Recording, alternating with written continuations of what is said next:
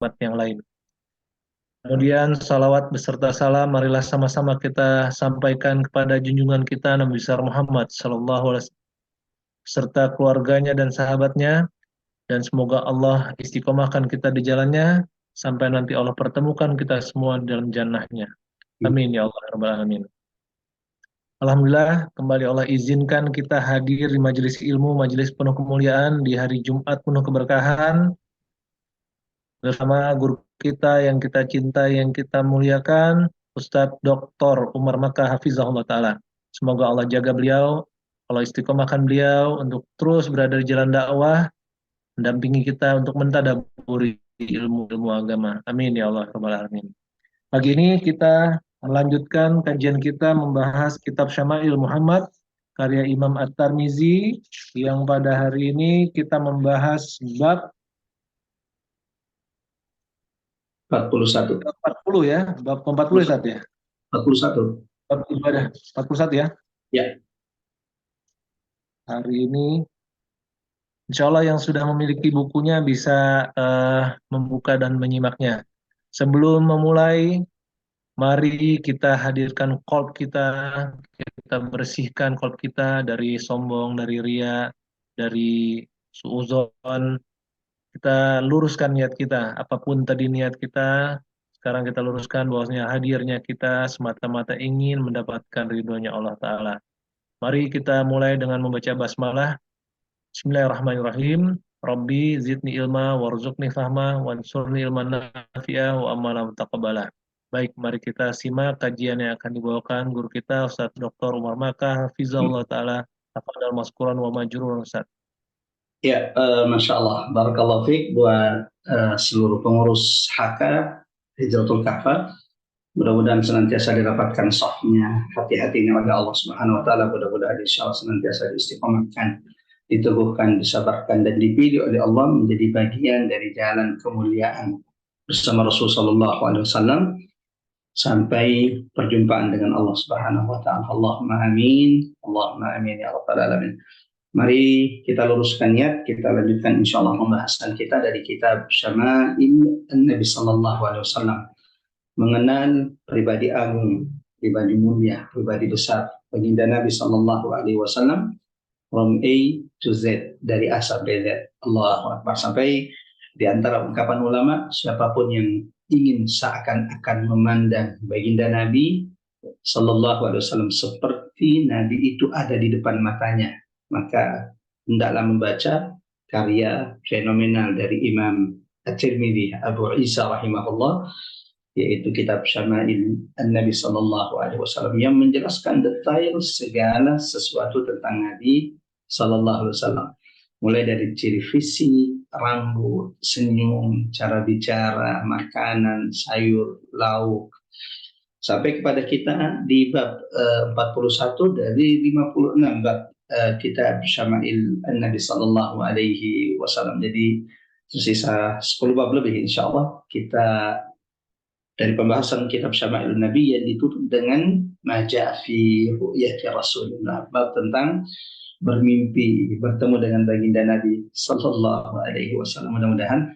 Allah rezekikan, Allah karuniakan kita berjumpa dengan Nabi dalam mimpi kita sebelum kita diwafatkan Allah. Allahumma amin. Allahumma amin. Bismillahirrahmanirrahim. Assalamualaikum warahmatullahi wabarakatuh. Alhamdulillah, alhamdulillahilladzi la ilaha illa huwal ahadus samad, lam yalid wa lam yulad wa lam yakul lahu kufuwan ahad. Alhamdulillah adada khalqi wa ridha nafsihi wa zinata 'arshihi wa midada kalimatihi. Asyhadu an la ilaha illallah wahdahu la syarika lah wa asyhadu anna Muhammadan abdullahi wa rasuluhu al-mab'uts rahmatan lil alamin.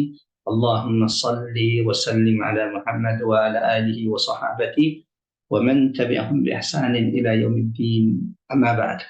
Allahumma anfa'na bil Qur'an, Allahumma anfa'na bil Qur'an, Allahumma alimna Qur'an. Qul inna salati wa nusuki wa mahyaya wa mamati lillahi rabbil alamin. Raditu billahi rabba wa bil islami dina wa bi Muhammadin sallallahu alaihi wasallam nabiyyan wa rasulah. Jamaah rahmat Allah, ikhwatal iman azanallahu wa iyyakum ajmain. Allahu akbar, masya Allah, wa la quwata illa billah. Kita kembali dipertemukan di majelis kita, melanjutkan pembahasan kita dari kitab Syama'ilun Nabi Sallallahu Alaihi Wasallam karya Imam At-Tirmidzi rahimahullah. Di pertemuan sebelumnya kita sudah selesai membahas tentang bab maja'a fi ibadati Rasulillah.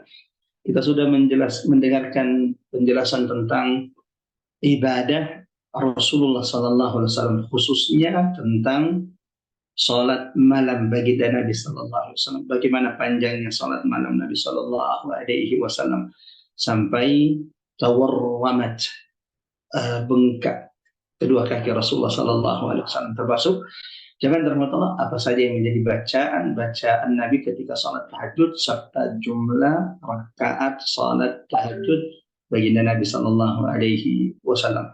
Hari ini, Masya Allah, Imam At-Tirmidzi di bab berikutnya mencantumkan bab tentang naja'a fi salati duha, bab tentang bagaimana salat duhanya Nabi Sallallahu Alaihi Wasallam. Ini masih sangat terkait erat dengan bab sebelumnya, yaitu bab tentang ibadah, dan bab ibadah lebih fokus kepada tentang salat malam Nabi Muhammad Sallallahu Alaihi Wasallam. Sebelum kita mulai, jangan dirahmati Allah. Ibadah kita amat sangat jauh dari ibadah Nabi Sallallahu Alaihi Wasallam. Allahu Akbar. Nabi itu sholat malamnya dan kasal. Kata Ibunda Aisyah, jangan tanya bagaimana panjangnya, jangan tanya bagaimana baiknya bacaan Quran Nabi ketika ia sholat tahajud. Allahu Akbar. Bahkan ada ayat yang terkadang diulang-ulang Nabi sambil berderai air mata di sholat malamnya. Ibadah kita jauh dari ibadah Nabi. Akhlak kita juga jauh dari akhlak Nabi Sallallahu Alaihi Wasallam. Tawakal kita juga sepertinya, bukan lagi sepertinya, tawakal kita juga jauh dari tawakal Nabi Sallallahu Alaihi Wasallam. Sehingga kalau berharap surga kita didekatkan dengan surga Nabi, mengandalkan ibadah kita, mengandalkan akhlak kita, jangan terbatas seperti ini ibarat. Salah satu harapan kita adalah mudah-mudahan Allah tumbuhkan kecintaan dalam diri kita, dalam dada kita kepada Nabi Sallallahu Alaihi Wasallam. Dan dengan kecintaan tersebut, Allah dekatkan surga kita dengan surga Nabi Sallallahu Alaihi Wasallam. Seperti seorang sahabat yang pernah datang menemui Nabi lalu berkata, ya Rasulullah, wahai utusan Allah, mata saat, kapan terjadi hari kiamat? Nabi mendengarkan pertanyaan itu balik bertanya, wa madza a'dadta, apa yang sudah engkau siapkan wahai sahabatku untuk hari kiamat? Sahabat ketika ditanya hanya menjawab, ya Rasulullah, aku belum punya bekal yang cukup, illa kecuali annani uhibbullah wa rasulah, aku sungguh cinta kepada Allah dan Rasulnya. Nabi pun berkata kepadanya, ant ma'aman ahbabt, wahai sahabatku, engkau kelak di akhirat bersama siapa yang engkau cintai. Allahu Akbar. Itu kenapa Anas yang mendengarkan hadis ini, Anas yang mendengarkan menjadi saksi peristiwa ini, kemudian berkata, inni uhibbu Rasulullah, aku cinta kepada Rasulullah, wa uhibbu Abu Bakar, aku juga cinta kepada Abu Bakar, aku juga cinta kepada Umar, kepada Utsman, kepada Ali radhiyallahu anhum ajma'in, berharap didekatkan kepada mereka dengan kecintaan walau amal kita jauh dari mereka. Allahu Akbar. Salah satu amalan asbab agar senantiasa bertambah kecintaan kita kepada Nabi, ma'rifatu siratir Rasul wa syama'ilin Nabi Sallallahu Alaihi Wasallam. Salah satu cara agar kita senantiasa mencintai Nabi, agar bertambah kecintaan kita adalah mempelajari, mengkaji sirah sejarah Nabi, sebagaimana mengkaji syama'il Nabi Sallallahu Alaihi Wasallam. Mari berdoa mudah-mudahan insya Allah tidaklah kita bertambah pengetahuan dari pembahasan kitab syama'il ini, kecuali semoga Allah sudah menambahkan kecintaan dalam diri kita kepada baginda Nabi Sallallahu Alaihi Wasallam. Jika pelepah kurma merindu tak ingin terpisah dengan Nabi, lalu bagaimana dengan kita umat Nabi Muhammad yang Rasul baginda Nabi telah berkorban untuk kita. Allahumma salli wa sallim ala Muhammad wa ala ali Muhammad. Terlebih saat ini jamaah rahmat Allah, ini adalah hari Jumat, Sayyidul Ayyam, kita dianjurkan memperbanyak salawat-salawat kita. Ini anjuran, perbanyak salawat sambil mendengarkan kajian. Tidaklah salawat kita kecuali akan disampaikan kepada Nabi Sallallahu Alaihi Wasallam dimanapun kita berada. Dan tidaklah salawat yang kita panjatkan hari ini dan salawat-salawat kita kecuali itu akan mendatangkan salawat Allah 10 kali ampunan dan rahmat Allah Subhanahu wa taala. Bab salat duha, bab tentang salat duha baginda Nabi sallallahu alaihi wasallam. Salat duha salah satu ibadah yang memiliki makanatuha al-azimah, kedudukannya, keutamaannya. Imam Al-Baihaqi meriwayatkan dari sahabat Nabi Abdullah bin Abbas radhiyallahu anhuma, di mana Abdullah bin Abbas mengatakan, inna salat duha la fil Quran. Salat duha itu ada dalilnya, ada isyaratnya dalam Quran. Mungkin kita selama ini salat duha, mana dalilnya dalam Quran? Yang ada adalah Allah bersumpah dengan waktu duha, wad duha, dalam salat duha, wal laili idza saja. Tapi Abdullah bin Abbas mengatakan inna salat duha la fil Quran. Salat duha itu ada isyaratnya dalam Quran. Allahu Akbar. Dan tidak heran kalau kemudian yang mengatakan ini adalah Abdullah bin Abbas. Bahru, salah satu lautan ilmu, lautan Quran dari sahabat Nabi adalah Abdullah bin Abbas, sepupu Nabi, yang pernah didoakan oleh baginda Nabi, Allahumma faqihu fid din, ya Allah, fahamkan anak ini kepada agama, wa alimhu ta'wil, ajarkan kepadanya kitab dan ta'wil. Sehingga salah satu sahabat rujukan Quran adalah Abdullah bin Abbas radhiyallahu anhuma. Walau umurnya ketika Nabi itu wafat masih sekitar 13 tahun. Wallahu a'lam bishawab. Abdullah bin Abbas mengatakan bahwa salat duha itu ada dalilnya dalam Quran. Akan tetapi yang mengetahui ini adalah bagi mereka yang memperhatikan, mentadabburi ayat-ayat Allah Subhanahu wa taala. Lalu kemudian boleh membaca ayat Allah dalam Quran surah An-Nur ayat 36, fi buyutin adinallahu an turfa wa yudhkar fiha ismuh. Di rumah-rumah Allah yang diizinkan, diagungkan, ditinggikan di dalamnya nama-namanya.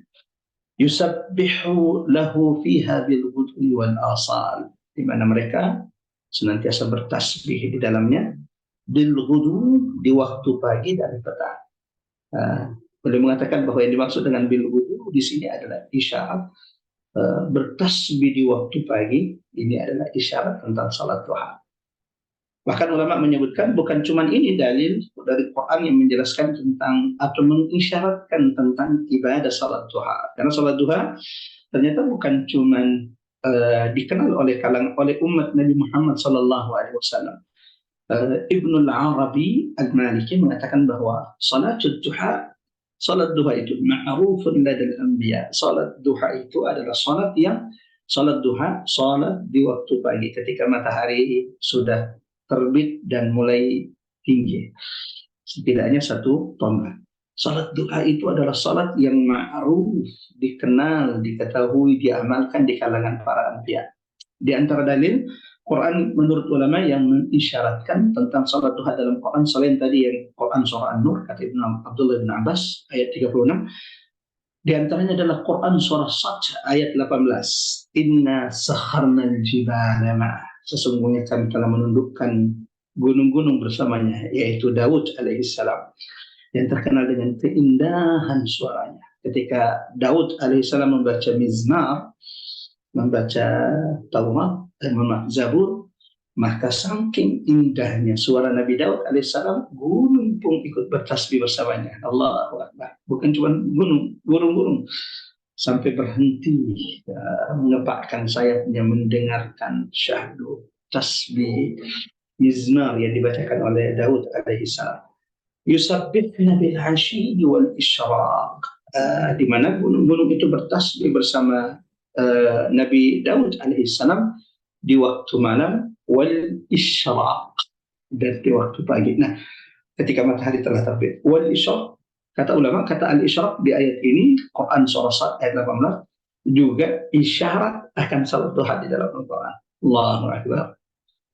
Saya ingin mengucapkan terima kasih kepada teman-teman HK, Masya Allah, ketika kitab ini dikaji lalu kemudian menyiapkan kajian ini, ada banyak faedah yang kita dapatkan dari kitab Syama'il Nabi. Dan saya anjurkan kepada seluruh jamaah yang dirahmati Allah yang belum punya kitabnya, kitab Syama'il Nabi sallallahu alaihi wasallam, mengenal pribadi agung Nabi Muhammad SAW, ini terjemahannya sudah ada dan dijual di online shop. Allahu Akbar. Allahu Akbar. Mudah-mudahan insya Allah, mengingat karena kajian kita sekali sebulan dan itu satu pertemuan, sehingga kalau menunggu kajian kita selesai sepertinya cukup waktu yang lama, kita tidak tahu akan ajal. Mudah-mudahan insya Allah Allah senantiasa membukakan jalan kepada kita untuk mendekatkan diri kepada baginda Nabi Sallallahu Alaihi Wasallam. Terakhir jemaah rahmat Allah, di antara ayat yang kata ulama mengisyaratkan dalam Quran akan salat duha adalah firman Allah Subhanahu Wa Taala, fa innahu kana lil awwabina ghafura. Quran surah Al-Isra, Quran surah 17 ayat 25, fa innahu kana lil awwabina ghafura. Ia Maha Pengampun kepada orang-orang yang bertaubat. Sebentar, yang mana yang mengisyaratkan salat duha? Kata al-awwabin. Karena salat duha itu juga disebut salatul awwabin. Salatnya orang-orang yang senantiasa kembali, senantiasa bertaubat kepada Allah Subhanahu wa taala. Wallahu a'lam bishawab. Ini beberapa ayat dalam Al-Qur'an yang kata ulama mengisyaratkan akan salat duha di dalam Al-Qur'an. Adapun hadis, Allahu Akbar, ada banyak hadis. Di antaranya apa yang akan kita baca insyaallah dari hadis-hadis yang dicantumkan oleh Imam At-Tirmidzi di kitab ini, kitab Syama'ilun Nabi sallallahu alaihi wasallam, bab tentang salat duha, di mana beliau mengumpulkan riwayat-riwayat yang menjelaskan tentang salat duha Nabi sallallahu alaihi wasallam. Walau di bab ini ada beberapa hadis juga itu berkaitan dengan salat qabliyah zuhur. Salat qabliyah zuhur. Kenapa dimasukkan? Di antara isyaratnya bahwa salat qabliyah zuhur itu adalah salat yang amat sangat dekat waktunya dengan salat duha, sehingga beliau juga mencantumkan ada beberapa hadis di kitab ini di bab 41 ini tentang salat duha yang berkaitan dengan salat sunnah qabliyah zuhur. Ada banyak hadis yang menjelaskan tentang salat sunnah duha atau salat duha. Bahkan di antara ulama itu ada yang mengumpulkan atau menulis satu karangan, satu jilid khusus tentang salat duha. Seperti Imam Al-Hakim Sahibul Mustadrak, yang mengkhususkan satu jilid dari karya-karya beliau khusus membahas tentang salat duha. Bahkan disebutkan ada sekitar 20 sahabat Nabi yang meriwayatkan tentang salat duha.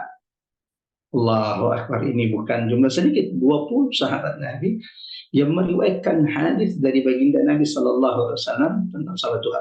Bukan cuma Imam Al-Hakim yang mengkhususkan satu jilid dari karya beliau tentang salat duha, ini juga dilakukan oleh Imam As-Suyuti rahimahullah.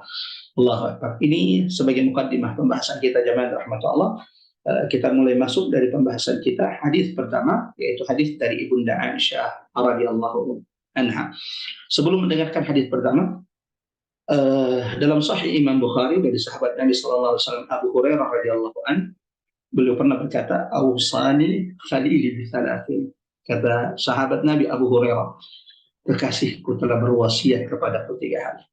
Allahu Akbar.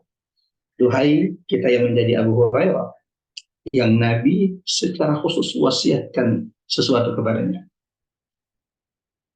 Dan ini menunjukkan keutamaan sahabat Abu Hurairah radhiyallahu anhu.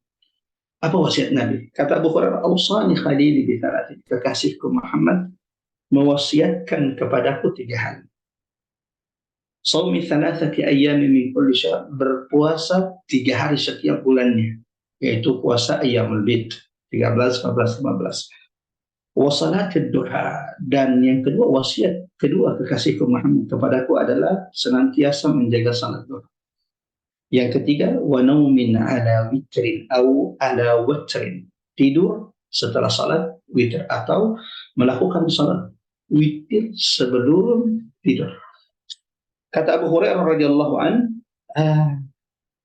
la ada'uhunna hatta amut. 3 wasiat ini tidak akan pernah aku tinggalkan sampai kematian itu datang kepada saya. Jelas, ini wasiat bukan cuma sekedar dari guru. Ini wasiat dari baginda Nabi sallallahu alaihi wasallam, sayyidu waladi Adam, manusia termulia. pemimpin para nabi dan rasul. Kemudian ada riwayat hadis dari Imam Muslim dari sahabat Nabi Abi Dzar radhiyallahu anna Rasul sallallahu alaihi wasallam, bahwasanya Nabi sallallahu alaihi wasallam pernah bersabda, yusbihu ala kulli sulama min ahadikum sadaqah, bahwa setiap pagi Allah karuniakan kita bangun di pagi hari. Alhamdulillahilladzi ahyana ba'da ma amatana wa ilaihin nusyur. Di setiap pagi ternyata ada sedekah yang wajib kita lakukan untuk persendian-persendian yang Allah ciptakan dalam tubuh kita. Jadi setiap pagi ternyata ada sedekah yang harus kita tunaikan untuk setiap ruas persendian yang ada dalam tubuh kita. Allahu Akbar. Kata ulama bahwa persendian yang Allah ciptakan dalam tubuh kita ini, laqad khalaqnal insana fi ahsani taqwim, di antara bentuk nikmat karunia Allah kepada penciptaan manusia. Sehingga dengan persendian ini kita mudah untuk ruku, bangkit dari ruku kita. Dengan persendian yang Allah ciptakan dalam diri kita ini kita bisa dimudahkan Allah untuk senantiasa sujud di atas 7 bagian atau 7 tulang. Masya Allah. Maka sebagai bentuk syukur, manusia atau orang-orang beriman harus bertasbih mewakili persendian-persendian yang ada dalam dirinya. Ulama menyebutkan bahwa dalam tubuh kita ini ada 365 persendian, dan setiap tasbih itu adalah bagian dari bersedekah atas persendian kita. Tahlil, takbir, tahmid, amar ma'ruf, nahi munkar. Ini bagian dari kita bersedekah untuk persendian-persendian yang Allah ciptakan dalam diri kita.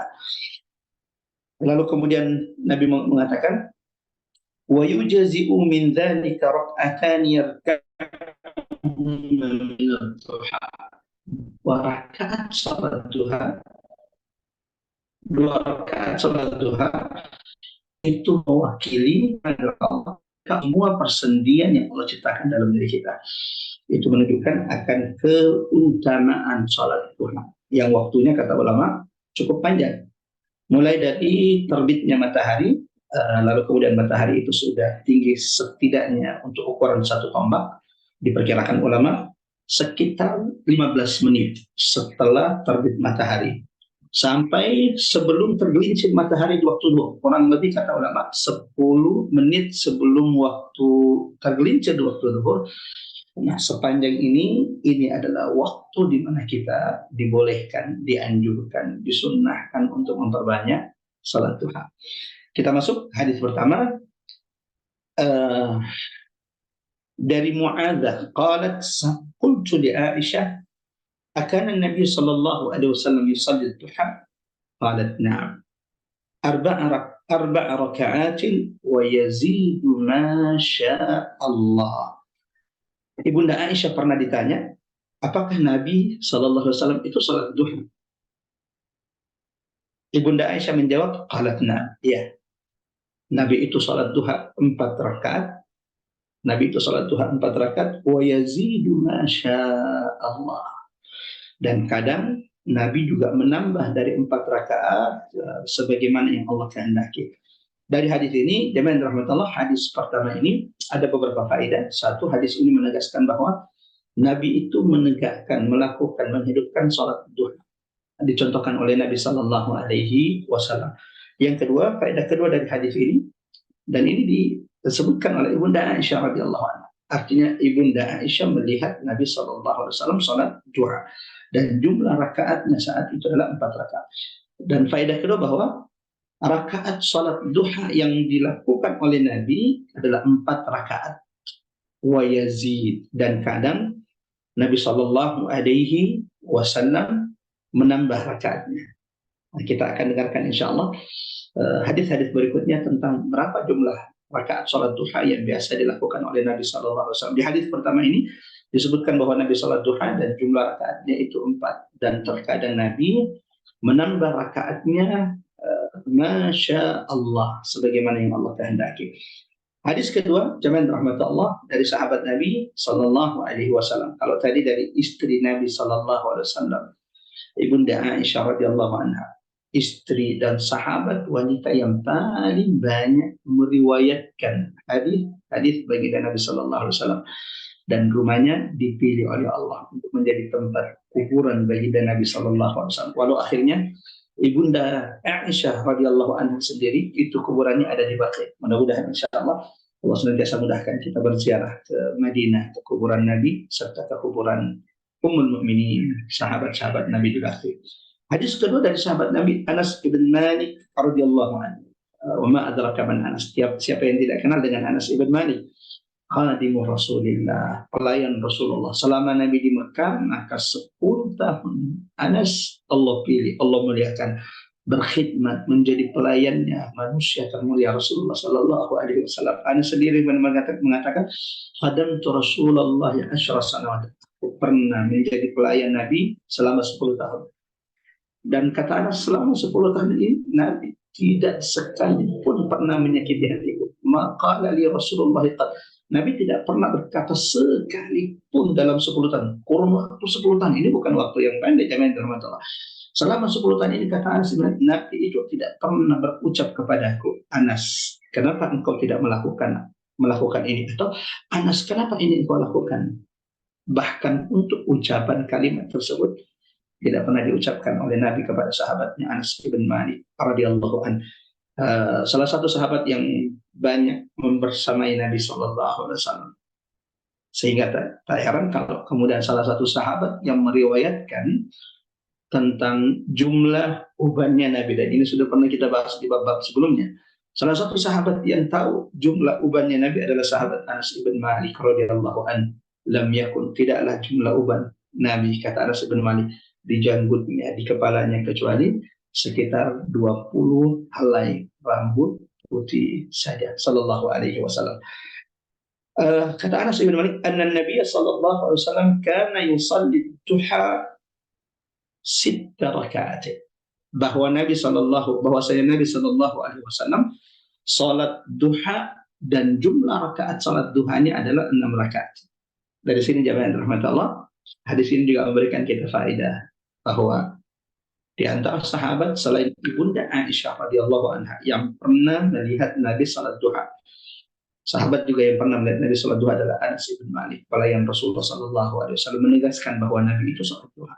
Yang kedua, kalau di hadis sebelumnya ibunda Aisyah mengatakan jumlah rakaat salat duha Nabi itu ikhwatal iman azanallahu wa iyyakum ajmain, jumlah rakaat salat duha Nabi itu kalau ibunda Aisyah mengatakan 4 rakaat, maka Anas mengatakan 6 rakaat. Jumlah salat duha Nabi yang pernah aku lihat adalah 6 rakaat. Kita lanjut riwayat berikutnya.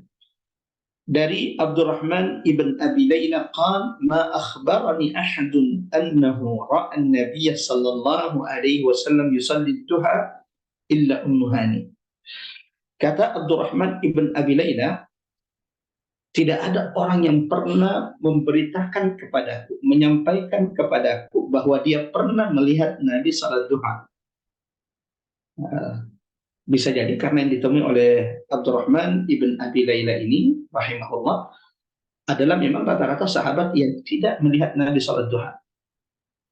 Tadi disebutkan bahwa Imam Al-Hakim ada sekitar 20 sahabat Nabi yang meriwayatkan tentang salat duha.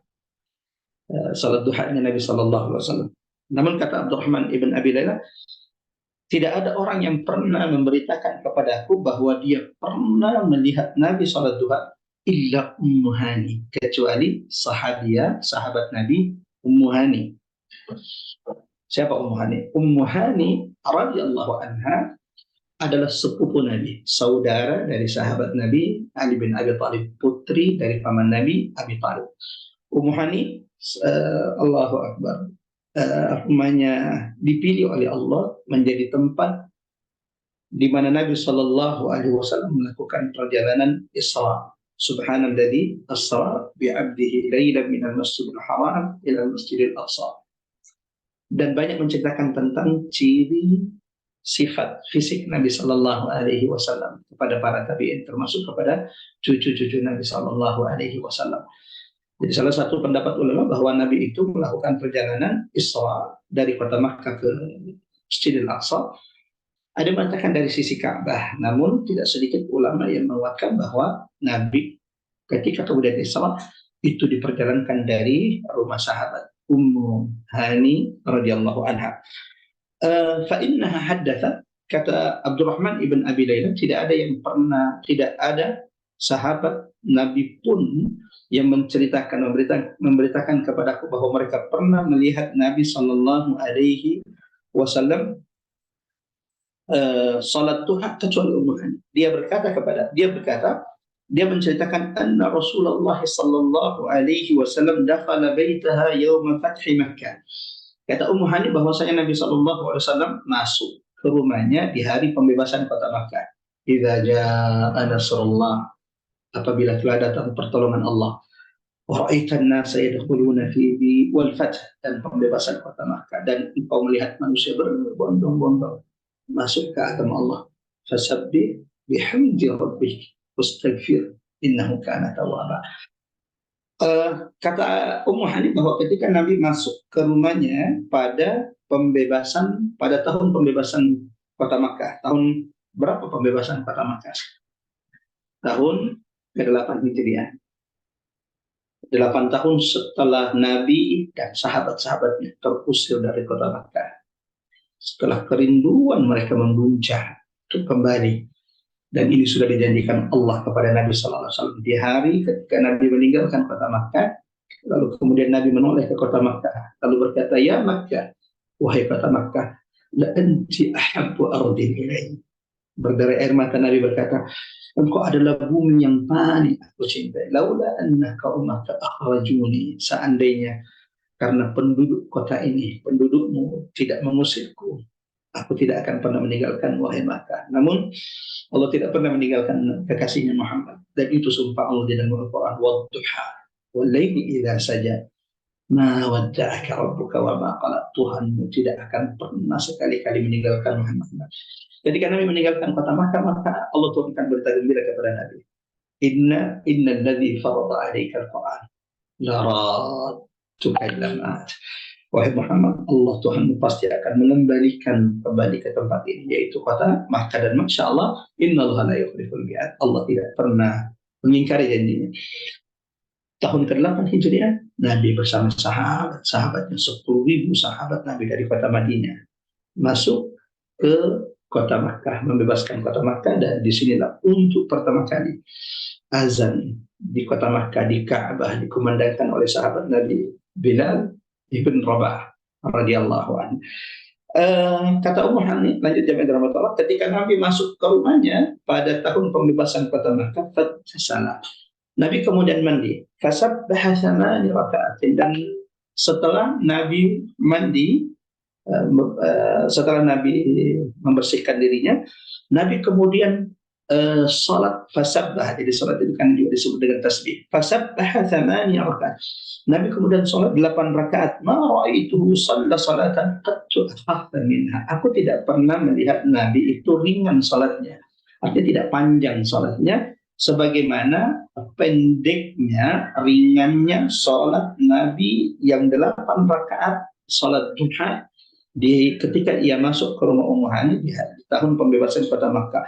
Ghairu annahu kana yutimmu ruku'a was sujud. Akan tetapi walau rakaatnya itu pendek, bacaannya itu tidak panjang, akan tetapi Nabi Shallallahu Alaihi Wasallam menyempurnakan ruku' dan sujudnya. Allahu Akbar. Ada beberapa faedah yang bisa kita petik dari hadis ini. Hadis ini jemaah rahmat Allah. Hadis ketiga ini kembali menegaskan bahwa Nabi itu salat duha. Dan salah satu sahabiah yang melihatnya adalah Ummu Hani radhiyallahu anha, sepupu Rasulullah SAW, saudara Ali bin Abi Thalib. Faedah kedua jemaah rahmatullah, wa iyyakum ajma'in. Jumlah rakaat salat duha Nabi sallallahu alaihi wasallam, jumlah salat duha Nabi yang dilihat oleh Ummu Hani, Aisyah radhiyallahu anha, ummi wa ummukum, mengatakan 4 rakaat dan kadang menambah seberapa pun yang Allah kehendaki. Lalu kemudian Anas bin Malik mengatakan 6 rakaat, Ummu Hani mengatakan 8 rakaat, bahwa salat duha Nabi itu adalah 8 rakaat. Ini menunjukkan jamaah rahmatullah bahwa salat duha itu rakaatnya tidak terbatas. fa'in tayassara. Jika seorang mukmin itu bisa, dia bisa sholat 2 rakaat, dan 2 rakaat ini saja cukup mewakili untuk bersedekah semua persendian dalam tubuh kita. Sebagaimana kalau dia ingin menambah sampai 4 rakaat, 6 rakaat, atau kemudian 8 rakaat, fala haraj. Ini tidak masalah, tidak ada ketentuan rakaat salat duha itu tertentu. Wallahu a'lam bissawab. Faedah ketiga dari hadis ini, jamaah rahmat Allah, akhwat iman azallahu ayyakum ajmain, bahwa bacaan salat duha itu tidak panjang. Sampai Ummu Hani berkata, aku tidak pernah melihat Nabi itu sholat memendekkan bacaannya, atau bacaannya itu tidak panjang. Sholat Nabi itu ringan seperti 8 rakaat sholat duha yang dilakukan Nabi di hari pembebasan kota Makkah. Berbeda dengan sholat malamnya Nabi yang sudah kita dengarkan di pertemuan sebelumnya. Allahu Akbar. Ibunda Aisyah sampai kemudian berkata, jangan tanya bagaimana panjangnya bacaan Nabi. Ketika ia membaca ayat tentang rahmat, maka ia akan memohon rahmat kepada Tuhan. Ketika Nabi membaca ayat tentang azab, maka ia memohon perlindungan dari azab kepada Tuhan. Sampai kemudian ketika Ibunda Aisyah suatu malam terbangun lalu melihat Nabi yang terus salat sampai bengkak kedua kaki Rasulullah. Ibunda Aisyah lalu berkata, ya Rasulullah, wahai kekasih Allah, wahai utusan Allah, atakallah, apakah engkau menyiksa dirimu seperti ini? Wa qad ghafarallahu laka ma taqaddama min dhanbika wa ma ta'akhkhar. Padahal Allah sudah mengampunkan dosa-dosa yang telah lalu dan akan datang. Walau Nabi itu maksum, Nabi itu maksum dan tidak punya dosa, itu pun ditegaskan Allah akan diampuni. Kenapa engkau menyiksa dirimu ya Rasulullah? Apa kata Nabi? Ya Aisyah, wahai istriku Aisyah, afala akuna abdan syakura. Tidakkah pantas aku menjadi hamba yang bersyukur? Sallallahu alaihi wasallam. Allahumma salli wa sallim ala Muhammad wa ala ali Muhammad. Jadi tata cara sholat duhanya Nabi dengan sholat tahajud itu, khususnya mas terkait bacaan. Bacaan sholat duha itu tidak panjang, berbeda dengan bacaan qiyamul lail Nabi sallallahu alaihi wasallam. Bacaan qiyamul lail Nabi, sebagaimana riwayat salah satu sahabat yang pernah sholat di belakang Nabi, riwayat Nabi ketika sholat malam, setelah baca Al-Fatihah membaca Al-Baqarah. Sahabat ini berkata, seperti Nabi akan ruku setelah 100 ayat, namun ternyata Nabi tidak ruku sampai menyelesaikan surah Al-Baqarah. Dikira akan ruku setelah Al-Baqarah selesai, ternyata Nabi tidak ruku. Nabi melanjutkan membaca An-Nisa, dan ini juga surah yang panjang dalam Quran. Selesai An-Nisa, dikira Nabi akan ruku, ternyata Nabi tidak ruku. Nabi melanjutkan membaca Alu Imran, Al-Baqarah, Alu Imran, An-Nisa. Itu 5 juz setengah atau 5 juz lebih. Allah, 1 rakaat salat Nabi sallallahu alaihi wasallam. Mudah-mudahan Allah rahmati kita, Allah ampuni setiap kekurangan-kekurangan kita. Amin ya rabbal alamin. Lanjut jemaah rahmatullah, hadis yang keempat dalam bab ini dari Abdullah ibn Syaqiq. Qultu li Aisyah. Dari Abdullah ibn Syaqiq berkata, aku pernah berkata kepada Aisyah radhiyallahu anha, akana Nabi yusalli duha? Apakah Nabi salat duha? Qalat la illa an yaji'a min maghibihi. Kata Ibunda Aisyah ketika ditanya, apakah Nabi salat duha? Ibunda Aisyah menjawab, tidak. Kecuali Nabi itu datang dari safar. Setelah Nabi pulang dari safar, biasanya Nabi salat duha. Zahir hadis ini, jamaah sepertinya bertentangan dengan hadis-hadis sebelumnya. Bahkan termasuk perkataan Ibunda Aisyah yang ketika ditanya apakah Nabi sholat duha, beliau menjawab iya 4 rakaat, dan terkadang melebihkan sesuai yang Allah kehendaki. Namun di hadis keempat ini Imam At-Tirmidzi mencantumkan riwayat yang sepertinya bertentangan dengan riwayat sebelumnya, karena ketika Ibunda Aisyah ditanya apakah Nabi itu sholat duha, beliau menjawab tidak, kecuali illa an yaji'a min baqihi, kalau Nabi itu sallallahu alaihi wasallam pulang dari safarnya. Maka jemaah rahmatullah, ulama kemudian mengatakan bahwa hadis yang menjelaskan salat duha itu terbagi menjadi 3. Jadi riwayat hadis yang menjelaskan tentang salat duhanya Nabi itu ada 3 bagian. Al-qismul awal, bagian pertama adalah hadis-hadis yang menetapkan secara mutlak bahwa Nabi itu salat duha. riwayat-riwayat tentang sholat duhanya Nabi itu setidaknya kata ulama terbagi menjadi tiga. Bagian pertama, semua riwayat hadis-hadis yang menjelaskan secara mutlak, menetapkan secara mutlak bahwa Nabi itu sholat duha tanpa adanya ikatannya, tanpa adanya ikatan. Seperti hadis Ibunda Aisyah ketika ditanya, apakah Nabi sholat duha? Lalu kemudian beliau mengatakan, na'am, ya dia sholat duha 4 rakaat dan kadang menambahkan dari 4 rakaat. Bagian kedua jemaah rahmatullah, uh, hadis riwayat ya, yang menjelaskan bahwa sholat duha Nabi itu terikat dengan safar. Kalau yang pertama tadi itu menetapkan sholat duha mutlak, yang kedua menetapkan sholat duha, hadis-hadis tentang sholat duha Nabi yang ditetapkan terikat dengan safar. Seperti tadi hadis Ibunda Aisyah juga yang kedua, illa an yafi'a min baghinihi, kecuali kalau Nabi Shallallahu Alaihi Wasallam pulang dari safarnya. Bagian ketiga dari riwayat hadis-hadis tentang salat Nabi adalah an-nafyu mutlaqan. Riwayat-riwayat yang juga ternyata menafikan secara mutlak bahwa Nabi SAW tidak pernah salat duha. Wa ma sabbaha Rasulullah sallallahu alaihi wasallam sabhatat duha qat. Diriwayatkan oleh Al-Bukhari rahimahullah bahwa Nabi itu tidak pernah salat duha sekalipun. Nah, bagaimana memahami, menyikapi adanya perbedaan riwayat seperti ini jemaah rahmat Allah. Riwayat pertama mengatakan bahwa Nabi itu sholat duha secara mutlak. Riwayat kedua mengatakan bahwa Nabi itu sholat duha kalau datang dari safar. Tapi ada riwayat juga mengatakan wa masabbaha Rasulullah subhatal duha. Nabi itu hadis riwayat Al-Bukhari bahwa Nabi itu sekalipun tidak pernah sholat duha. Ulama kemudian menggabungkan hadis ini dengan mengatakan ini menunjukkan bahwa Nabi itu tidak mudawamah, tidak selama-lamanya salat duha. Yang jadi pertanyaannya adalah yang mana yang kita amalkan?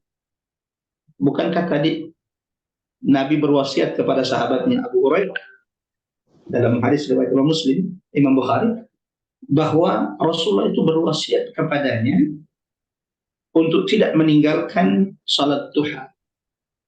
Berwasiat kepadanya itu 3 hal. Salah satu salat duha. Dan sahabat Nabi Abu Hurairah mengatakan, la ada'uhunna, aku tidak akan meninggalkan sampai mati 3 wasiat Nabi ini. Artinya bahwa Abu Hurairah itu mudawamah salat duha sampai dia mati, sampai dia wafatkan. Itu janjinya. 3 wasiat kekasihnya Muhammad, salat duha, puasa ayyamul bid, witir sebelum tidur, tidak akan ditinggalkan sahabat Abu Hurairah sampai dia mati.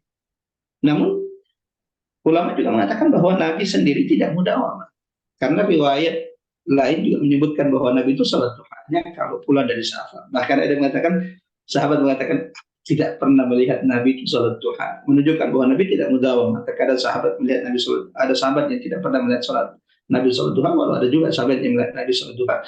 Sebagaimana ada yang melihat Nabi sholat duha kalau pulang dari safar, kalau habis bepergian. Yang mana yang kita lakukan? Tidak mudawamah seperti Nabi, atau mudawamah seperti Abu Hurairah. Allah, bagaimana kira-kira kita dulu? Nah, di sini, Masya Allah, ada perkataan Syekhul Islam yang sangat menarik tentang bagaimana menyikapi, karena ini khilaf kalangan ulama tentang apakah salat duha itu dimudawam atau tidak. Nabi itu tidak mudawam salat duha berdasarkan riwayat-riwayat yang ada, tapi sahabat ada yang mudawam sampai mati. Abu Hurairah itu mudawam sampai mati. Lah ada abun, saya tidak akan tinggalkan 3 wasiat tersebut sampai saya mati. Nah, Masya Allah, Syekhul Islam mengatakan bahwa al-afdal, kalau orang itu sudah mudawamah tahajud, kalau orang itu istiqomah mudawamah tahajudnya, maka tidak perlu lagi dia mudawamah salat duha. Ini sesekali salat duha. Duhanya tidak mudawamah. Kalau tahajudnya belum mudawamah. Adapun kalau kemudian ikhwatal iman azallahu ayyakum ajmain, yang belum terbiasa qiyamul lail, atau belum mudawamah qiyamul lail, maka salat duhanya itu menjadi pengganti dari qiyamul lail yang tertinggalkan. Allahu Akbar. Jadi seperti itu kesimpulannya. Dua-duanya baik. Mau ikut Nabi, Nabi itu tidak mudawamah, atau ikut sahabat Nabi. Abu Hurairah mudawamah. Nabi itu tidak mudawamah. Ingat, Nabi itu tidak pernah meninggalkan sholat tahajud. Bahkan sholat tahajud, ya ayyuhan muzammil qumil laila illa qalila. Sholat tahajud itu wajib bagi Nabi SAW. Maka Nabi itu tidak mudawamah sholat duha, karena Nabi sekalipun tidak pernah meninggalkan sholat. Nabi itu tidak pernah meninggalkan sholat tahajud. Sehingga kalau kita yang belum mudawamah, belum istiqomah sholat tahajud, kata ulama, maka sebaiknya mudawamah sholat duha, pengganti dari qiyamul lail. Wallahu a'lam bishawab. Lanjut teman-teman, dari sahabat, hadis berikutnya, hadis kelima dari sahabat Abi Sa'id Al-Khudri qala, berkata, kana Nabi sallallahu alaihi wasallam yusalli duha hatta naqul la yad'uha wa yad'u hatta naqul la yusalliha. Kata Abu Sa'id Al-Khudri bahwa Nabi sallallahu alaihi wasallam salat duha sampai-sampai kami mengatakan Nabi sepertinya tidak pernah meninggalkan salat duha. Sebagaimana kami juga mendapati Nabi meninggalkan sholat duha, sampai-sampai kami mengatakan seperti Nabi tidak pernah sholat duha. Allahu Akbar. Allahu Akbar. Ini menguatkan apa yang sudah disampaikan ulama, bahwa Nabi itu tidak mudawamah sholat duhanya. Tapi sebabnya adalah, ya Nabi sudah mudawamah qiyamul lailnya. Adapun kita yang belum bisa mudawamah qiyamul lail, maka sebaiknya kita bisa mudawamahkan atau senantiasa melakukan salat duha. Lanjut jamaah rahmatullah Allah, ikhwatal iman radhiyallahu wa iyyakum ajmain. Tersisa 3 hadis dari bab ini. Dari Abi Ayyub Al-Ansari radhiyallahu anhu, anna Nabi sallallahu alaihi wasallam kana yudminu 4 raka'atin inda zawali asy-syams, fa qultu ya Rasulullah, innaka tudminu hadhihi al-4 raka'atin inda zawali asy-syams, fa qala inna abwab as-sama' tuftahu inda zawali asy-syams فلا ترتج حتى تصلي الضحى فأحب أن يسأل لي في تلك الساعة الخير قلت أفي كلهن كراء قال نعم قلت هل فيهن تسليم فاصل فقال لا. Dari sahabat Abi Ayyub Al-Ansari radhiyallahu anhu, Allahu Akbar, sahabat yang beruntung karena rumahnya dikunjungi oleh Nabi sallallahu alaihi wasallam di Madinah pertama kali. Allahu Akbar. Allahu Akbar. Allahumma ajma'na ma rasulika, ya Allah kumpulkan kita bersama Nabi dan kita selama. Allahumma amin. Allahumma amin. Kata Abu Ayyub Al-Ansari bahwasanya Nabi sallallahu alaihi wasallam itu senantiasa melakukan 4 rakaat sebelum 4 rakaat setelah tergelincirnya matahari. Nah, jamaah dirahmati Allah, hadis ini tidak berkaitan dengan duha. Ini hadis berkaitan dengan qabliyah salat zuhur. Tapi kenapa Imam At-Tirmidzi mencantumkan, kata ulama, bisa jadi karena qabliyah zuhur itu adalah salat sunnah yang waktunya hampir bersamaan dengan salat duha. Karena salat duha itu mulai dari terbitnya matahari, kurang lebih kata ulama 15 menit, sampai kemudian sebelum tergelincirnya matahari 10 menit. Lalu kemudian Abu Ayyub Al-Ansari berkata kepada Rasulullah, ya Rasulullah, wahai utusan Allah, engkau senantiasa menjaga 4 rakaat salat duha setelah tergelincir matahari. Aku memperhatikan engkau senantiasa menjaga melakukan 4 rakaat ini. Apa kata Nabi? Inna abwabas sama, wahai sahabatku, sesungguhnya pintu-pintu langit itu terbuka ketika tergelincir matahari.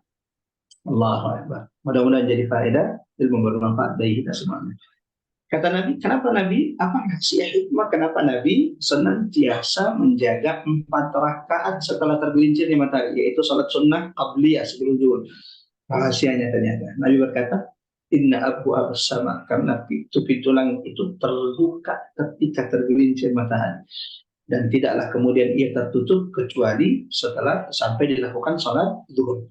Fa'uhibbu an yas'ada li fi tilka as-sa'ati khair. Kata Nabi, aku suka, aku senang di waktu tersebut, di waktu ketika pintu abwaab as-sama, pintu-pintu langit ini terbuka, ada kebaikanku yang naik di waktu tersebut. Mendengarkan itu, maka kemudian Abu Sa'id Al-Khudri, Abu Ayyub Al-Ansari kemudian segera bertanya, afi kullihinna qira'ah, apakah di setiap rakaatnya ada bacaan? Nah, ya, di setiap rakaatnya ada bacaan. Artinya bahwa di setiap rakaat dari 4 rakaat ini boleh membaca ada bacaan Fatihah dan surah. Maka aku kembali bertanya, fihinna taslimun fasilun qala la. Apakah kemudian 4 rakaat ini ada salam yang memisah di antara 4 rakaat ini? Nabi mengatakan tidak.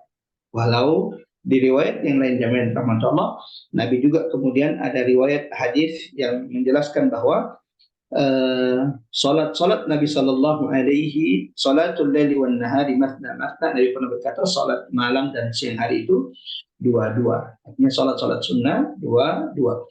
Maka ini pilihan. Kalau ingin salat duha qabli zuhur itu 4 rakaat sekali salam juga boleh, sebagaimana salat sunnah qabliyah sebelum zuhur itu dilakukan dua-dua juga boleh. Ini pilihan. Dan hadis ini menegaskan jamaah yang dirahmati tentang keutamaan qabliyah zuhur. Mudah-mudahan setelah mendengarkan hadis ini kita kemudian menjaga salat sunnah qabliyah sebelum zuhur. Karena ternyata Nabi menjaga salat sunnah ini, senantiasa melakukannya. Dan ketika ditanya, kenapa engkau menjaga, tidak meninggalkannya Rasulullah, Nabi mengatakan bahwa di waktu tergelincirnya matahari, tuftahu abwaabus sama, pintu-pintu langit Allah terbuka. Dan Nabi senang, suka kalau kemudian di waktu tersebut ada amal-amal kebaikan yang naik ke langit. Allahu Akbar. Hadis selanjutnya jamaah rahmatullah, sebelum terakhir, dari sahabat Nabi Abdullah ibnu Sa'id anna Rasulullah sallallahu alaihi wasallam kana yusalli 'arba'an ba'da an tazula asy-syamsu qabla adh-dhuhr wa qala innaha sa'atun tuftahu fiha abwabus sama' fa uhibbu an yas'ada li fiha 'amalun salihun. Hadis ini menguatkan apa yang disampaikan oleh sahabat Abu Ayyub Al-Ansari radhiyallahu anhu tentang keutamaan salat sunnah qabliyah zuhur. Di hadis ini sahabat Nabi Abdullah ibnu Sa'id radhiyallahu anhu mengatakan bahwa Nabi sallallahu alaihi wasallam salat 4 rakaat setelah tergelincirnya matahari. Dan beliau berkata, innaha sa'atun, sesungguhnya ini adalah waktu. Jadi waktu tergelincirnya matahari itu kata Nabi, sa'ah adalah waktu tuftahu fiha abwaabus sama. Di waktu ini pintu-pintu langit Allah dibuka. Abwaabus sama, tuftahu fiha abwaabus sama. Pintu-pintu langit itu terbuka. Dan aku senang kata Nabi sallallahu alaihi wasallam, ada kebaikan, ada amal yang naik di waktu di mana pintu-pintu langit itu terbuka. Allahu Akbar. Hadis terakhir sebagai penutup dari bab pembahasan kita pada pagi hari ini jamaah rahmatullah, dari sahabat Nabi an Ali ibn Abi Talib annahu kana yusalli qabla adh-dhuhri arba'an. Dari sahabat Ali bin Abi Talib, sibti Rasulullah, menantu Rasulullah sallallahu alaihi wasallam, sepupu Rasulullah sallallahu alaihi wasallam, bahkan seperti saudara kandung Nabi sallallahu alaihi wasallam. Dari umur 10 tahun sahabat Ali bin Abi Thalib sudah tinggal di rumah Nabi, khususnya setelah Nabi menikah dengan ibunda Khadijah radhiyallahu anha. Lalu Nabi ingin membalas kebaikan pamannya Abu Thalib, ingin meringankan beban pamannya Abu Thalib yang sudah menjaganya dari umur 8 tahun sampai Nabi menikah. Nabi tinggal di rumah Abu Thalib. Allahu Akbar, yang menjaganya, melindunginya dari usaha orang-orang kafir Quraisy ingin menyakiti Nabi sallallahu alaihi wasallam. Maka sebagai balas budi, Nabi setelah menikah dan Allah kayakan, wa wajadaka 'ailan fa'aghna. Bukankah dulu Muhammad engkau adalah orang yang miskin, lalu kami kayakan engkau. Nah, dikayakannya Nabi kapan? Setelah menikah dengan ibunda Khadijah radhiyallahu anha. Maka Nabi setelah menikah dengan ibunda Khadijah, Allah kayakan dengan ibunda Khadijah. Nabi kemudian berbalas budi, mengajarkan kepada kita siapapun yang telah melakukan kebaikan kepada kita, jangan lupa untuk memberi kepada, untuk kemudian juga melakukan kebaikan kepada mereka. Nabi mengambil Ali bin Abi Thalib, meringankan beban pamannya yang miskin tapi punya banyak anak, maka ia kemudian meringankan bebannya, mengambil Ali bin Abi Thalib radhiyallahu anhu dan akhirnya menikahkannya dengan putrinya Sayyidah Fatimah radhiyallahu anha. Walau Fatimah itu sudah pernah dilamar oleh 2 laki-laki mulia, pernah dilamar oleh Abu Bakar, pernah dilamar oleh Umar bin Khattab, dan ditolak oleh Nabi sallallahu alaihi wasallam. Karena Sayyidah Fatimah jamaah rahmat Allah sudah disiapkan Nabi untuk sang pemberani, Ali bin Abi Thalib radhiyallahu anhu, ayah dari pemuda-pemuda pemimpin tahun surga, Al Hasan wal Husain radhiyallahu anhum ajma'in. Nah, Ali bin Abi Thalib annahu kana yusalli qabla adh-dhuhri arba'an. Ali radhiyallahu an salat 4 rakaat sebelum zuhur. Salat apa? 4 rakaat sebelum qabliyah zuhur yang tadi senantiasa dilakukan Nabi. Wa dzakara anna Rasulullah sallallahu alaihi wasallam kana yusalliha 'inda az-zawali wa yamuddu fiha. Dan Ali bin Abi Thalib pernah menyebutkan bahwa Nabi sallallahu alaihi wasallam senantiasa melakukannya sebelum salat zuhur atau setelah tergelincirnya matahari. Wa yamuddu fiha. Bukan cuma itu, ada tambahan faedah dari sahabat Ali bin Abi Thalib menguatkan, menegaskan bagaimana perhatian Nabi, bagaimana Nabi senantiasa melakukan 4 rakaat salat sunnah sebelum zuhur. Bukan cuma itu, salah satu faedah di hadis ini disebutkan Ali bin Abi Thalib wa yamuddu fiha. Di 4 rakaat ini Nabi terkadang memanjangkan bacaan-bacaan Qur'annya di 4 rakaat salat sunnah qabliyah sebelum zuhur. Sampai di sini, walhamdulillahirabbil alamin. Dan Allah kita sudah selesai dari bab ke-41 dari kitab Syama'ilun Nabi sallallahu alaihi wasallam. Mudah-mudahan insyaallah bab ke-41 ini tentang salat duha Nabi sallallahu alaihi wasallam ada faedah yang sudah kita petik tentang keutamaan salat duha, bagaimana perhatian Nabi terhadap salat duha, bagaimana di antara sahabat Nabi Abu Hurairah mudawamah tidak pernah meninggalkan salat duha sampai ia diwafatkan Allah Subhanahu wa taala. Sebagaimana di antara faedah yang sudah kita dengarkan, salat duha itu tidak ada rakaat tertentu. Ada sahabat melihat Nabi salat 4 rakaat salat duha. Ada juga sahabat Anas bin Malik mengatakan Nabi sallallahu alaihi wasallam salat duha 6 rakaat. Ada Ummu Hani radhiyallahu anha yang mengatakan jumlah rakaat salat duha Nabi 8 rakaat. Menunjukkan kata ulama tidak ada tidak ada rakaat tertentu untuk salat duha. Jika mampu silakan 5 rakaat, 4 rakaat, 6 rakaat, 8 rakaat, atau kemudian lebih dari itu fala haraj. Maka ini tidak ada masalah. Apakah Nabi mudawamah salat duha? Ada 3 hadis-hadis tentang salat duha Nabi terbagi menjadi 3. Ada yang menetapkan secara mutlak Nabi itu salat duha, ada yang terikat bahwa Nabi itu salat duha kalau kemudian pulang dari safar, ada yang menafikan. Nah, dari sini ulama mengatakan kalau orang yang mudawamah qiyamul lail maka dia tidak terlalu harus untuk kemudian mudawamah salat. Kalau dia sudah mudawamah qiyamul lail maka dia tidak harus untuk kemudian mudawamah salat duha. Akan tetapi kalau dia belum bisa mudawamah qiyamul lail maka salat duha adalah pengganti. Allahu akbar. Sebagaimana salah satu faedah penting adalah dari pembahasan kita kali ini pagi hari ini adalah keutamaan 4 rakaat salat sunnah qabliyah zuhur. Nabi juga senantiasa menjaganya, melakukannya, bahkan memanjangkan bacaannya di dalamnya ketika ditanya, kenapa ya Rasul? Apa hikmahnya, apa hasilnya? Nabi mengatakan, di waktu tergelincirnya matahari sampai selesai salat zuhur, ini waktu subtahu abwabus sama, pintu langit Allah terbuka. Nabi amat sangat senang di waktu tersebut ada amal saleh Nabi yang diminta kepada Allah Subhanahu wa taala. Mudah-mudahan bermanfaat dan Allah senantiasa menambahkan kecintaan dalam diri kita kepada Rasulullah sallallahu alaihi wasallam. Allahumma shalli wa sallim ala Muhammad wa ala ali Muhammad. Sebelum kita buka sesi tanya jawab, kita tutup dulu dengan doa kafaratul majelis. Sama-sama kita baca surah Al-Asr. A'udzu billahi minasyaitonir rajim. Bismillahirrahmanirrahim. Al-'asr.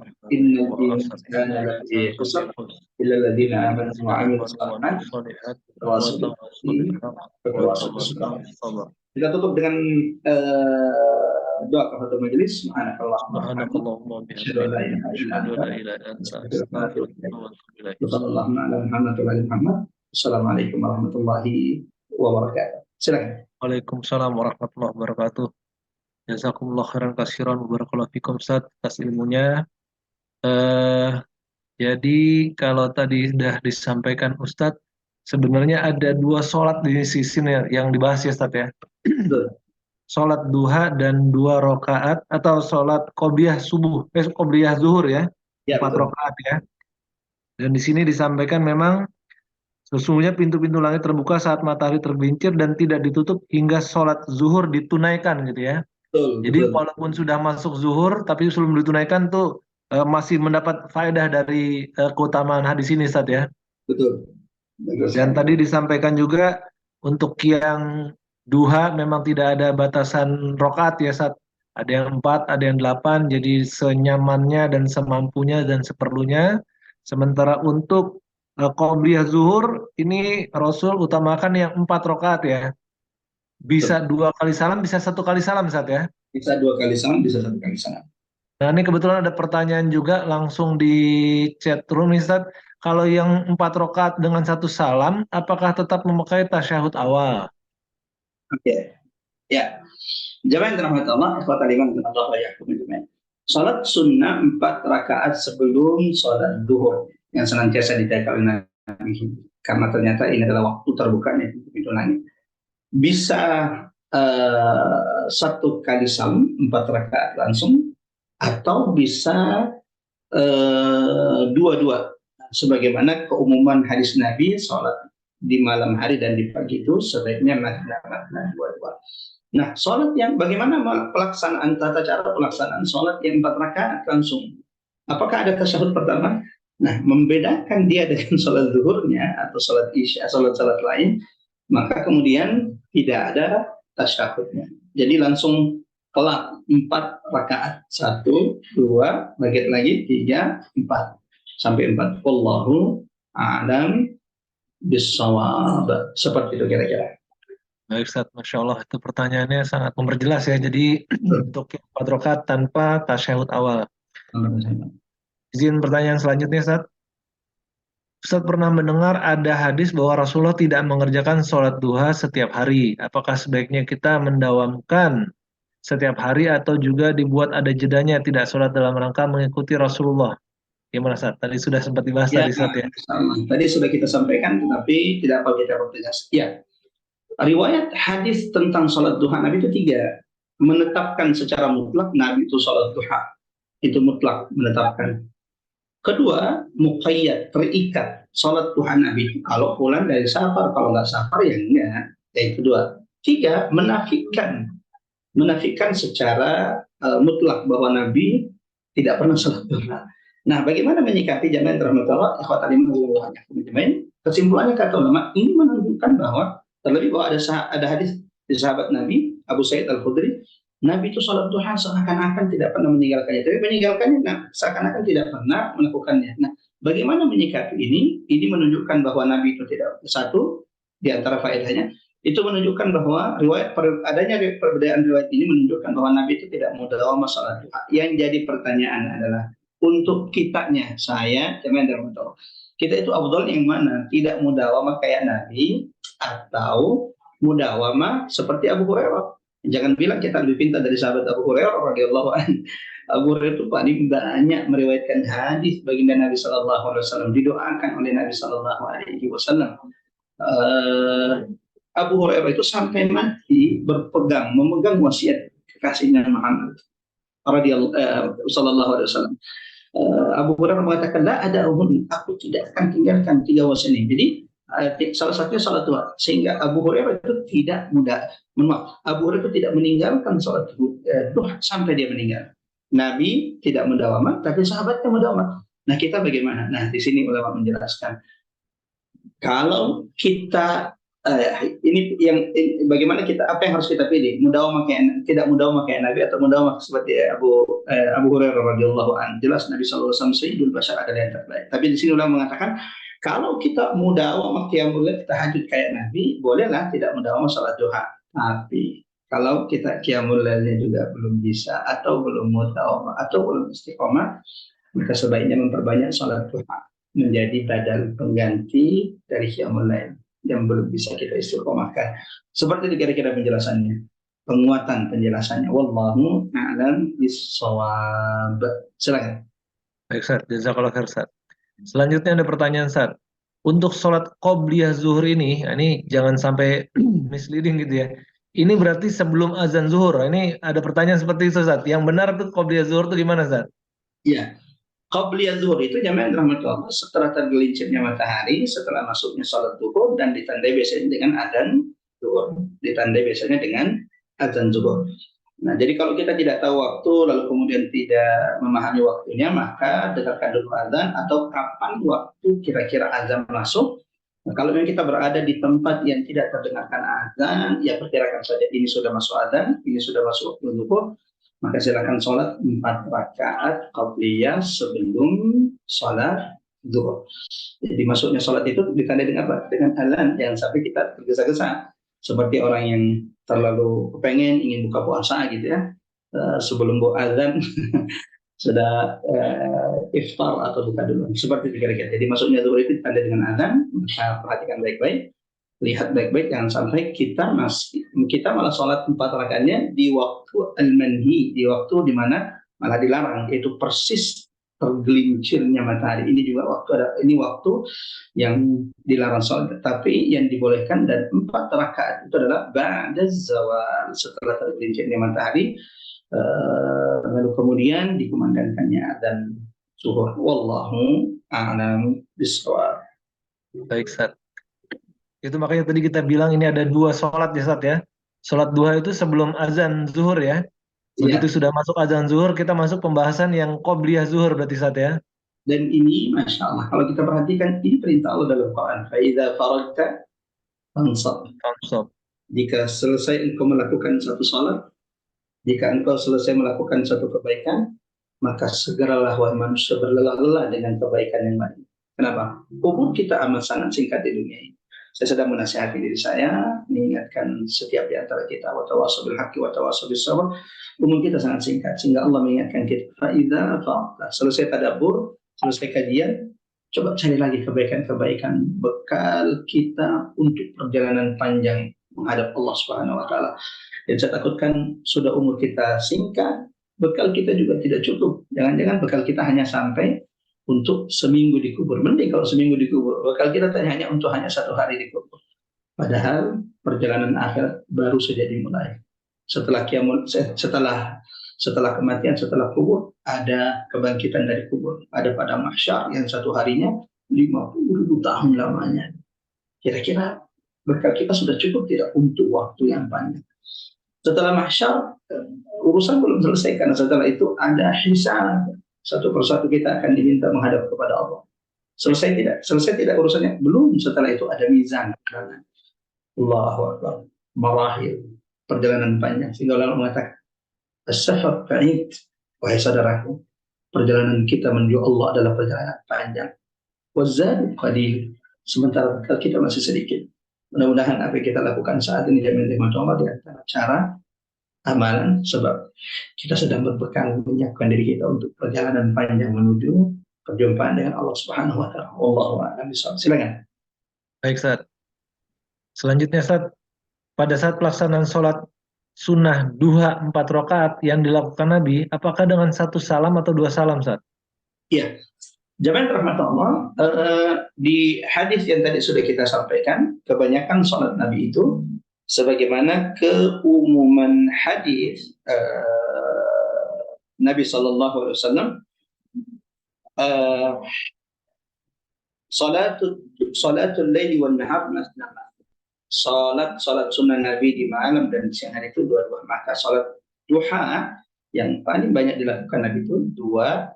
Jadi 4 itu 2-2, 6 rakaat 2-2, 8 rakaat 2-2. Wallahu a'lam bishawab. Seperti itu. Baik, Ustaz. Selanjutnya, Ustaz, apakah saat safar Rasulullah tetap melakukan sholat duha? Ya, jemaah rahmat Allah, kalau sudah safar maka salat-salat sunnah itu banyak ditinggalkan Nabi Shallallahu Alaihi Wasallam. Dan itu Masya Allah kedua teladan bagi kita, bahwa Allah itu ketika dalam safar memberikan keringanan rukhsah bagi hamba-hambanya yang beriman. Dalam disebutkan bahwa Nabi itu kalau sholat dalam keadaan safar, satu-satunya sholat yang tidak pernah ditinggalkan Nabi, la fis safari wa la fil hadari, baik itu Nabi dalam keadaan safar atau dalam keadaan mukim, adalah 2 rakaat sebelum fajar. Ini tidak pernah ditinggalkan Nabi Shallallahu Alaihi Wasallam. Sisanya terkadang ditinggalkan oleh Nabi Shallallahu Alaihi Wasallam, tidak dilakukan oleh Nabi. Terlebih dalam peperangan keluar ke Tabuk, ya, Insya Allah. Mudah-mudahan nanti kita bisa sampai sana dari Syafar bulan Februari, Insya Allah bisa sampai ke Tabuk. Atau setidaknya Insya Allah mendekat ke Tabuk untuk kemudian menapaki jejak-jejak perjuangan Nabi membebaskan Baitul Maqdis. Ini adalah peperangan terakhir diikuti oleh Nabi. Adalah perang berat karena jaraknya terjauh yang ditempuh oleh Nabi Shallallahu Alaihi Wasallam, dan semua perjalanan lelah panjang ini ternyata untuk membebaskan Baitul Maqdis Al-Aqsa yang saat ini kita tahu jami'an rahmat Allah, bagaimanapun di Al-Aqsa yang terzalimi, saudara-saudara kita di sana yang dianiaya terzalimi, namun tetap bertahan karena mempertahankan kiblat kita, kiblat pertama umat Muhammad Sallallahu Alaihi Wasallam. Seperti itu kira-kira. Silakan. Baik, Ustaz. Pertanyaan terakhir, Ustaz. Ini bagaimana dengan sholat duha 12 rakaat yang katanya fadilahnya akan dibangun rumah di surga? Nah, ini gimana, Ustaz? Ini yang 12 rakaat ini apakah betul seperti itu, Ustaz? Memang rahmat Allah, 12 rakaat dibangunkan baginya rumah di surga. Ini adalah hadis tentang salat-salat sunnah rawatib setelah dan sebelum salat-salat wajib. Man sallah, barang siapa yang salat fintai asyara rakaatan siwal maktubah, 12 rakaat selain yang wajib, banallahu lahu qasratul jannah, Allah akan bangunkan baginya istana di surga. Allahu Akbar. Yang masih ngontrak di Jakarta, hadis ini menjadi penguat. Yang masih ngontrak dimanapun, Masya Allah, yang belum Allah karuniai tempat tinggal, jangan bersedih. Jangan bersedih. Mudah-mudahan Allah sudah bangunkan kita rumah di surga. Ya. Dan bisa jadi surga kita jumlah bangunannya beda sesuai dengan amalan-amalan kita. Nabi mengatakan barang siapa hari itu salat 12 rakaat selain yang wajib. Jadi kalau hari ini Masya Allah mulai dari qabliyah subuh tadi sudah kita lakukan, sampai nanti malam 12 rakaat salat sunnah kita lakukan, maka hari ini Allah bangunkan bagi kita satu rumah di surga. Bayangkan kalau itu kita mudawamah 1 minggu, berarti sudah berapa rumah kita? 7. Kalau kita mudawamah 1 bulan, 30. Masya Allah, udah kafling itu, udah kompleks itu. Bagaimana kalau itu kita mudawamah 1 tahun? Allahu Akbar. Allahu Akbar. Belum lagi bahwa rumah di surga itu, Allah Akbar, rumah di dunia semoga apapun itu tidak ada apa-apa yang dibanding sedikit pun dengan rumah di surga. Nabi pernah ditanya, ya Rasulullah, al-baitu ma bina'uha, al-baitu fil jannah, rumah kita di surga seperti apa bangunannya? Kata Nabi, labinatu min dhahab, rumahmu di surga batu batanya saja dari emas. Enggak, Syafar, rumah yang di Salam Raya itu batu batanya dari mana? Batu akik. Batu akik atau perak? Dari emas yang ini yang bangun mas tukang bangunan. Allahu Akbar, Allahu Akbar, Allahu Akbar. Itu kenapa?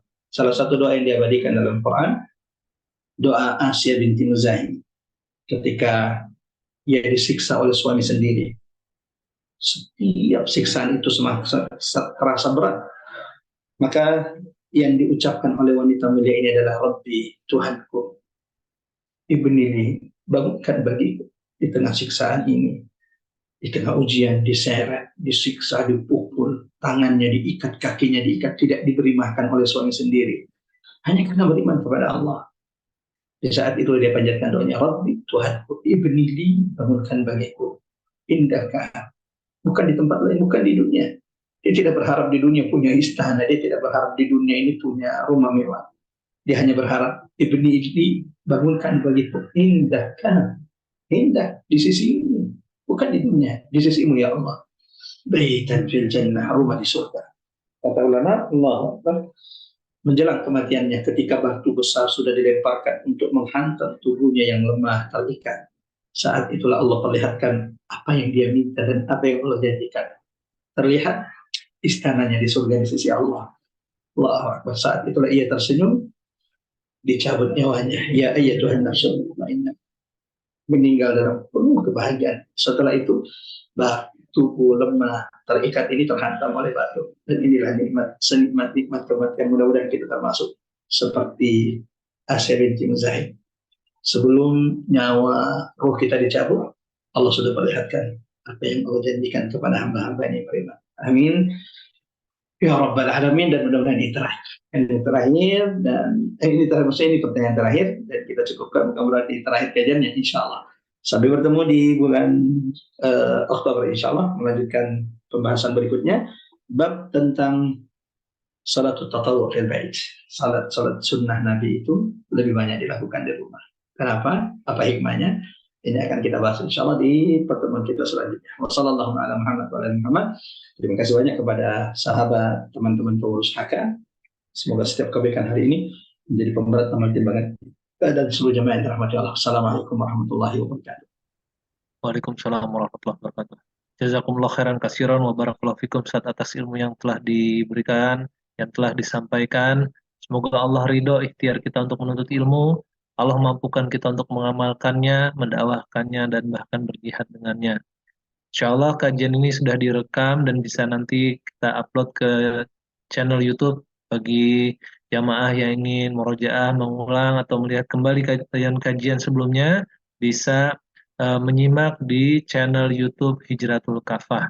Kami mohon maaf atas segala kekurangan. Insya Allah pertemuan ini akan tetap kita lakukan pada ba'da subuh Jumat pertama setiap bulannya. Insya Allah kita bertemu kembali untuk membahas kajian Syama'il Muhammad pada bulan berikutnya di hari Jumat pertama Ba'da Subuh. Mohon maaf atas segala kekurangan. Kita tutup dengan baca hamdalah. Alhamdulillahirrahmanirrahim. Billahi taufiq wal hidayah. Assalamualaikum warahmatullahi wabarakatuh.